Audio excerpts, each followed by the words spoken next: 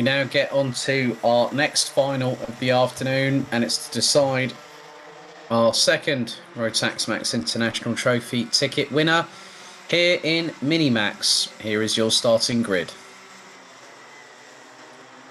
Mies Huben has had, again, no trouble at all to keep himself at the front of the field and puts himself into prime position on pole position in this Minimax Final 2.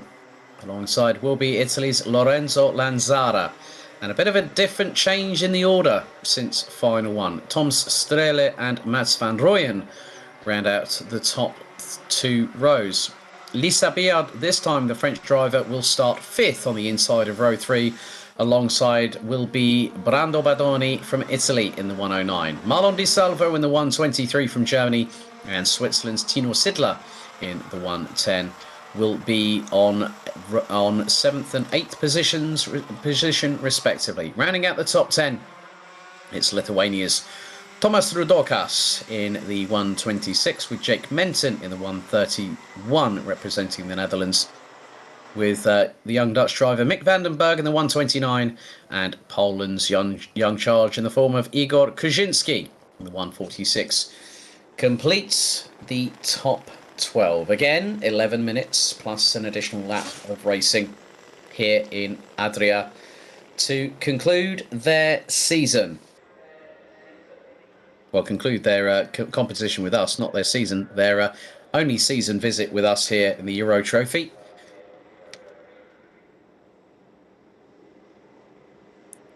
So, the timer ready to count down as soon as the red lights go out on the starting gantry. So Mies Huben has got to do a textbook start and do exactly what he's done in qualifying, the 3 heats yesterday, and also today's first final.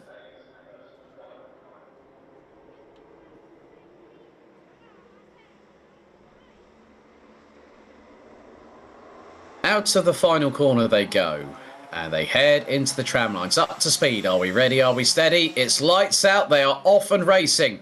And it's side by side between Lanzara and Huben going into turn 1 for the first time. But Huben gets in front of the Italian going into turn 2. Tom Strele drops behind, well, gets in front of Mats van Rooyen, who initially got the jump going into turn 1 for the first time.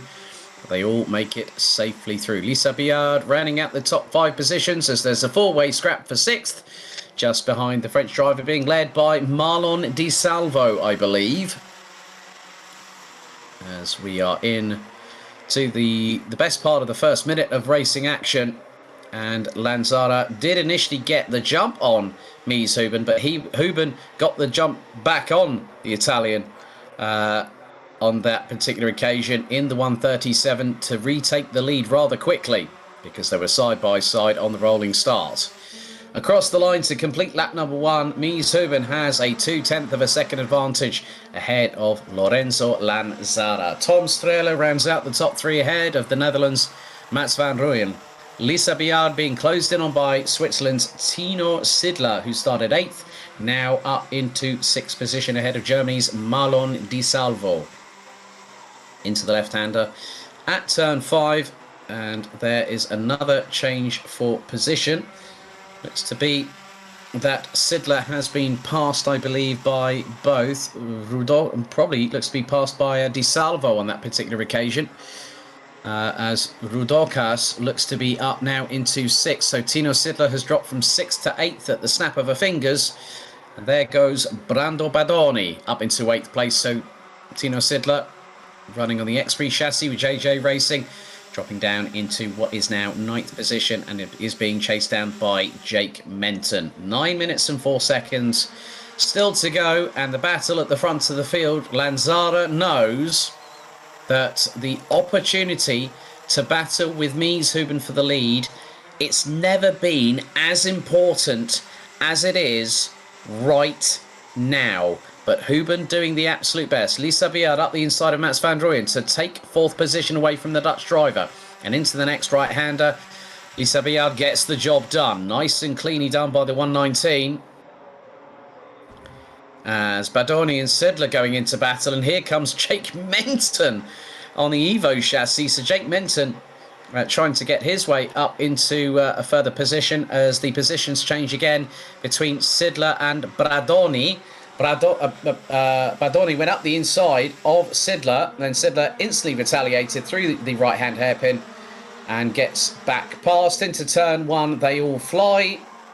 Well, they would be flying if they had wings, but Mies Huben still being kept rather honest than Lorenzo Lanzara. But I know Mies Huben very, very well with how good he is on that chassis. And with his mechanic Sophie Lansick, they make a formidable pairing. And at the moment, they have done the right amount of work to get to where they are now. As there is Marlon Di Salvo, who's just been passed. Looks to be that there's been a change with Thomas Rudokas, as Brando Badoni at it again. Back past Tino Sidler. There is Jake Minton. And now Mick Vandenberg closing up. Igor Krzyzewski on the Tony kart is about 5.8 seconds off of the leaders. 7 minutes and 17 seconds still to go. And Huben now starts extending the lead. By fractions, I might add. Mere fractions. However, it's enough to keep Lanzara at bay. Tom Strehler now coming under pressure. Well, was coming under pressure before Mats van Rooyen decided to send one up the inside of Lisa Biard, who is now hell-bent on getting that position back. And Biard started in 5th, so on the inside of row number 3, behind Van Rooyen, who is in they're both in exactly the same positions where they started as a result of what transpired in final number 1. 6 minutes and 30 on the clock remaining, and Biard still keeping Mats van Rooyen very, very honest in the battle for 4th position. But at the front of the field, Mies Huben now stretching that lead, and it's up by over 2/10. It's nearly 6/10 of a second. So Mies Huben doing exactly what he needs to do and just keeps pushing forward and looking ahead, not looking back thereof, looking ahead. So there is Lisa Biard back past Mats van Rooyen. So another position has been changed, and then you look a little bit further back, and now Marlon Di Salvo is back up into 6th position, this time ahead of Brando Badoni and Thomas Rudokas. And that is the battle for 6th, 7th and 8th. Behind them, you've got Tino Sidler, Jake Minton and Mick Vandenberg wrestling each other for 9th position at this particular moment in time. So we're over the halfway mark. 5.5 minutes completed, 5.5 minutes to go, plus a lap. Mies Huben still around 6/10 of a second ahead of Lorenzo Lanzara, who has just put in a personal best. And Biard still ahead of Van Rooyen in the battle for 4th position. What they need to do if they want to catch up with Tom Strehler from Latvia, who is on the verge of being the final driver to end up on the rostrum. But Lorenzo Lanzara needs to start working and needs to start closing down on Mies Huben, because time is not on the Italian side, and that is where it is crucial. Lanzara still trying to do the best possible he can in order to catch Mies Huben, but it looks to be a very, very tall order. Mies Huben has had everyone else's number this weekend, and this performance still clearly shows it. And Huben goes even quicker. First driver to break into under 55 seconds in this weekend, or this race, and has extended the gap to just over 6/10 of a second ahead of Lorenzo Lanzara. Tom Strehler rounds out the top 3. Lisa Biard hanging on to 4th by a whisker at the minute, ahead of Mats van Rooyen, as the Dutch driver in the 103 goes up the inside through turn number 5 and gets back into 4th position. And at the moment, Marlon Di Salvo rounds out the top 6, 2.4 seconds off of this battle, ahead of Brando Badoni, Thomas Rudokas, Tino Sidler, Jake Minton, Mick Vandenberg and Igor Krzyzewski. And there is the battle between 6th, 7th, 8th, 9th and 10th.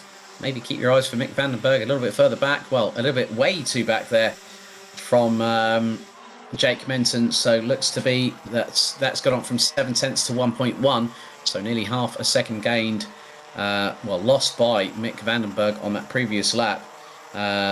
Lost about nearly 2 tenths to Jake Minton. But at the front of the field, it's still all as you were. Business is as usual.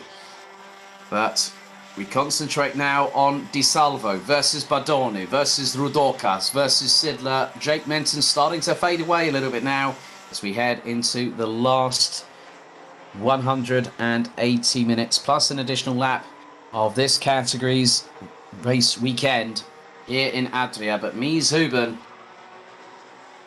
will be absolutely jubilant when he crosses the line after the checkered flag, but extends that gap between himself and Lorenzo Lanzara. Looks to be a move there. That looks to be that Brando Badoni has got past Thomas Rotax into turn 1. Lisa Biard still hanging on to 4th ahead of Mats van Rooyen. So it looks like they changed positions. Then Biard got back past again. Swings and roundabouts. Anyone know what a pendulum is? Yep, there you go. It'll swing one way, then it will be the other. And there is Badoni ahead of Rotax. And it looks like Marlon Di Salvo has gotten away. And there goes Tino Sidler up the inside of the Lithuanian. Rotax responds, but then the switchback happens.